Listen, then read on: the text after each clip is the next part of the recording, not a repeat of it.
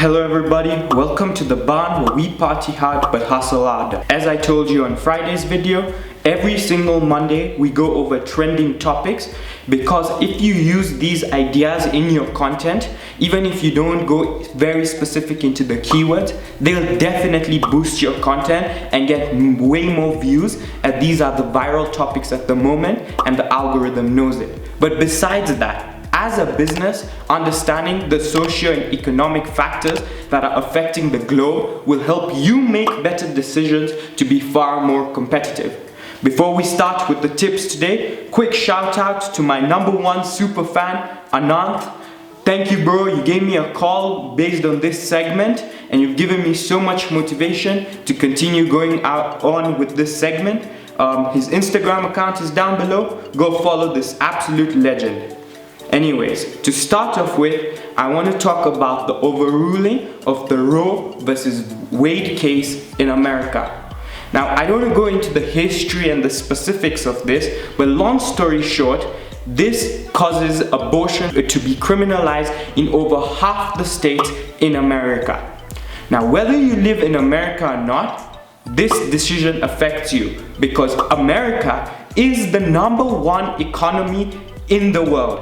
And because of that, every time they do something, the rest of the nations starts to follow in trade. Just as I explained in my psychedelics video, as soon as America made it illegal for whatever reason, and they used their media to make it seem like something is bad, it followed through with the rest of the globe. Now, as an individual, I'm not trying to justify abortion or go against it, but I ask, why should the government ever have any imposition as to what should happen in our lives? If we feel it's the right and ethical thing to do, then let us do it. If it's something we feel is wrong, we won't. But why should society at large be forced during controversial issues into going by one route? As I explained in several videos before, there's no absolute truth on this planet. So defining the absolute essence of big complex issues of what is right and wrong. Now, of course, I know certain things such as murder and rape are definitely no negotiation, but in areas where we can have healthy debate, and leaving just aside the choice and women's rights issues, let's look at the economic consequences of this. Raising a child costs over $1 million, okay? Some people may just have finished college. How are they expected to raise this child, especially right now when we're in time of inflation, as I'll explain later on in this video? Like, it's absolutely absurd that, like, when the fetus is just forming, yes, it may have a life, it is an organ, but how can you force someone to now take an entire responsibility over a child when they're barely understanding like how to take care of themselves? The child would have a compromised life. This person's life is compromised.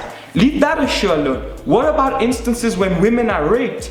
Now, are they meant to carry the child of their abuser?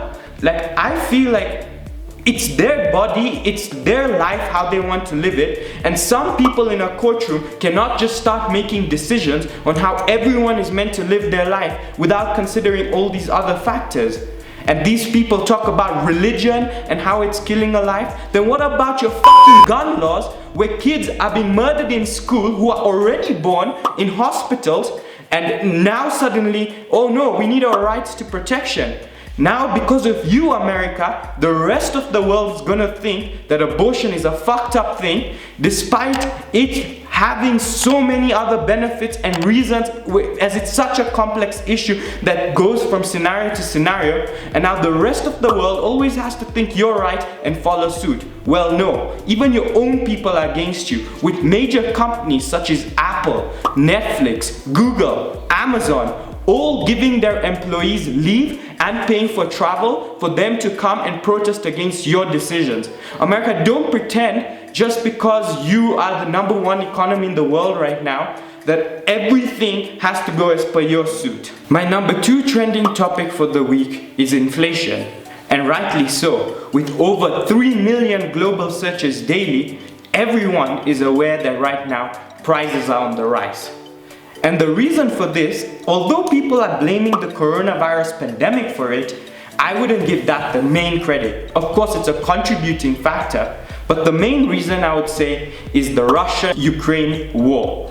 And the reason for this is Russia was one of the world's most competitive exporters of oil. And oil, as I mentioned in last week's video, is a main commodity that's used from fueling the car of the employees, to the electricity for the lights of your business, to running any machinery. And as a consequence, oil, it becomes a very inflationary product due to its multi-purpose functionality in all economies. And now, banning this oil from being exported to the USA has caused it to become far more expensive to produce goods and services. Hence, the cost goes up of the goods, therefore the price goes up for the goods, and this causes the general price of goods and services in the economy to go up. What are the effects of this? Number one, tech giants such as Tesla, Amazon, and Apple are going to face heavy problems. And that's because their goods are not necessary for survival. And people, when they feel financial burden, they have to first meet their needs before they can meet their wants. And as a result, luxury goods such as a Tesla will be forfeited for a cheaper car such as a Toyota. Expensive products like an iPhone may be sacrificed for a Samsung phone at half the cost, because people need to just communicate without worrying about the luxuries, as they have so many other costs going up, from their food to their rent to their wage bills to everything. Now, what I want you guys to know is not to panic during times of inflation. Yes, prices are going up, it's scary, you wonder how may you survive in this economy. But the beautiful thing is, eventually the price will reach so high that it can no longer go more than that, because people can simply not afford it. I mean, you can't pay $1 billion shillings or $1 billion for a piece of bread, will you? So therefore, at that point, it's a normal thing in any economy. The economy will slump again, prices will fall down, and all will be good. An economy always has to recover from inflation. As I tell you, your problems are not forever. But what can you do right now to protect your wealth? Number one, invest into commodities such as gold and oil, because during times of inflation, these commodities, as I mentioned earlier, are going up in price. Number two, when the market falls, which eventually it will, be the first one to grab everything, all the stocks and shares you can, all the bonds you can, all the Bitcoin you can, because at that time you're almost sure that the price of these things have to go up. Do not worry during times of inflation. Become educated about inflation, and that will solve 99% of your problems. If you want a specific video on inflation itself, its causes, its effects, the 3 types of inflation, and much more, leave a comment down below, but I don't want to get into too much detail in this video. Topic number 3 I want to talk about is climate doomism, where some people on social media believe that we've already lost the battle to climate change and the environment is not worth fighting for anymore. And of course they should. Where like in 2021, we've had the hottest summers of the century. This time, the summer season hasn't even taken its full effect, and we're already seeing wildfires in major countries such as Germany, Spain, and Greece. And the situation is really bad. There are floods in countries such as Singapore, and yes, it may feel like there's nothing more we can do to help this environment, but scientists have said, although if we continue on the path we are on, we will damage this planet beyond repair, we've not yet reached there. And guys, most of you who watch my video are Gen Z, between the ages of 20 to 30-ish. I have to call out to you, because this is now our planet. Your parents, your grandparents, they're gonna die and leave you with this mess they've created. I believe we are very environmentally conscious compared to our parents, but we're not yet where we need to be. Each and every one of us has to take recycling, planting trees, getting rid of plastic and carbon fuels, and these issues that are affecting our environment and making the decisions we know are right, using less water, using less electricity, trying to reuse instead of buying new products, cut down on production. It's our duty, because let's take it very seriously, as it's not a very small topic. And yes, these videos are meant to be business related, but what's the point of talking about business when we don't have a fucking planet to live on, you know? Our kids may literally have to take air conditioners to school. It's already reached a point where countries are reaching temperatures of 45 degrees plus.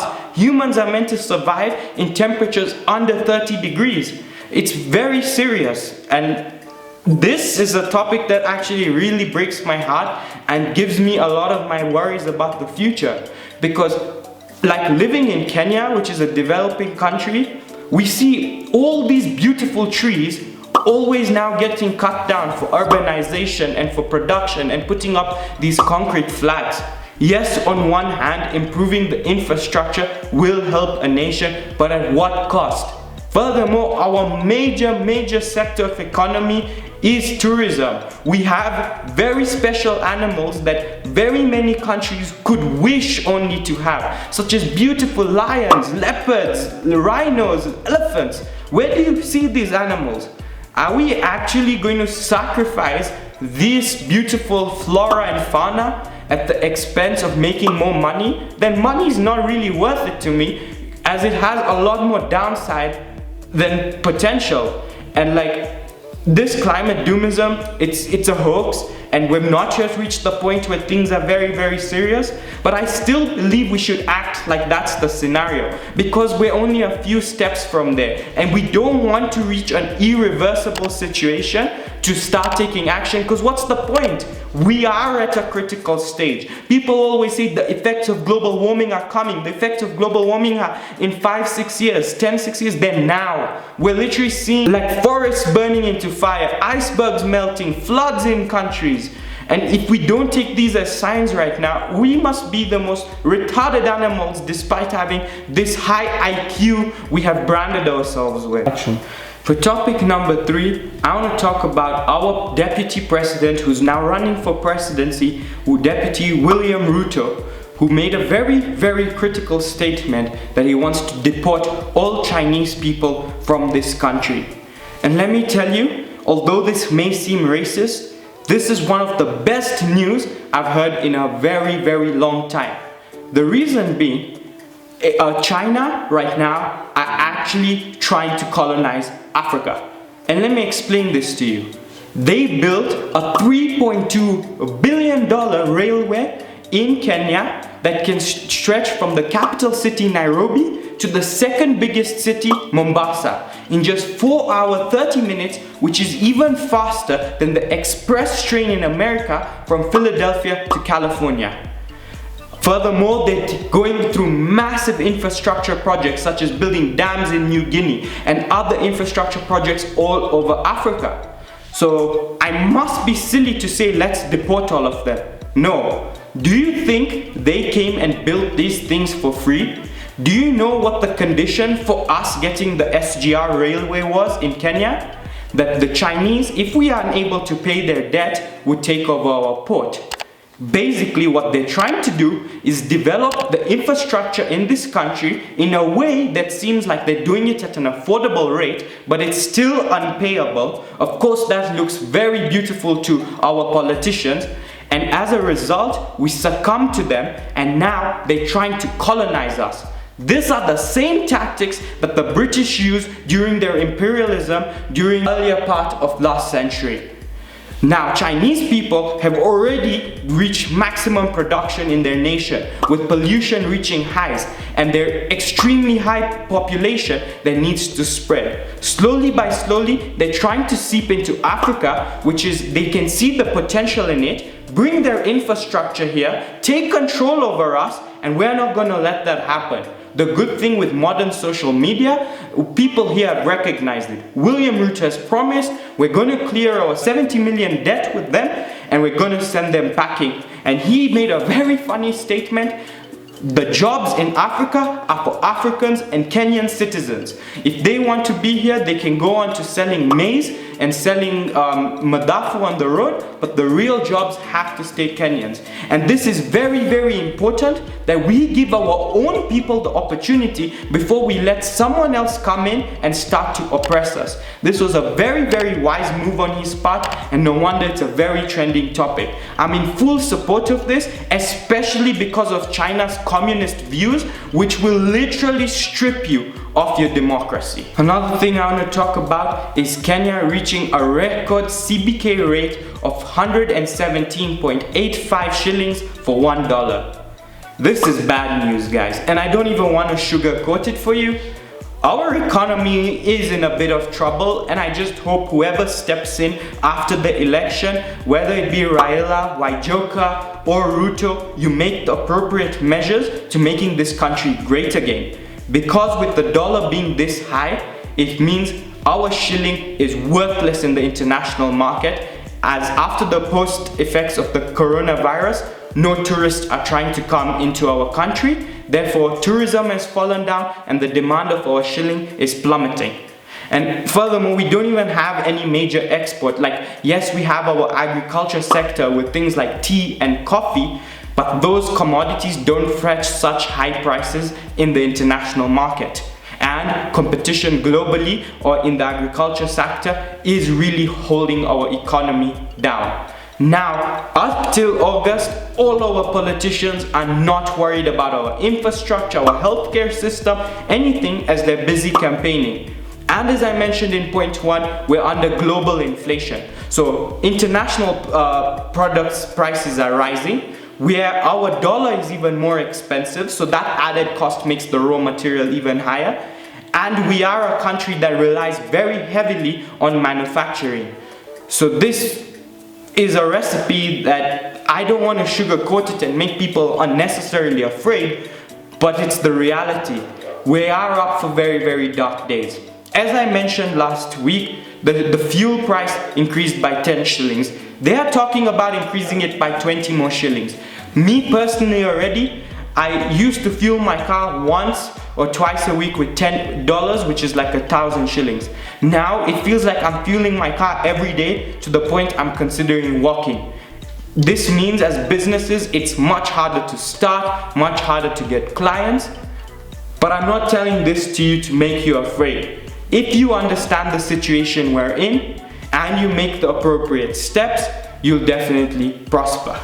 To get more trending topics and tips, follow the band, as every week we're going to analyze the situation in this country and how external factors from other countries are making this country much harder or easier to live in. Will inflation start coming down? Will there be light at the end of the tunnel? You have to hit that subscribe and push bell notification button to find out next week. Furthermore, you guys, I'm loving the support you're giving me, and it's just tremendous.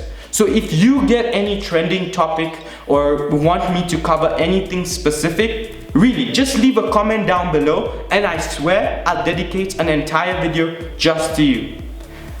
Even though it was a bit of a sour note, for now guys, peace.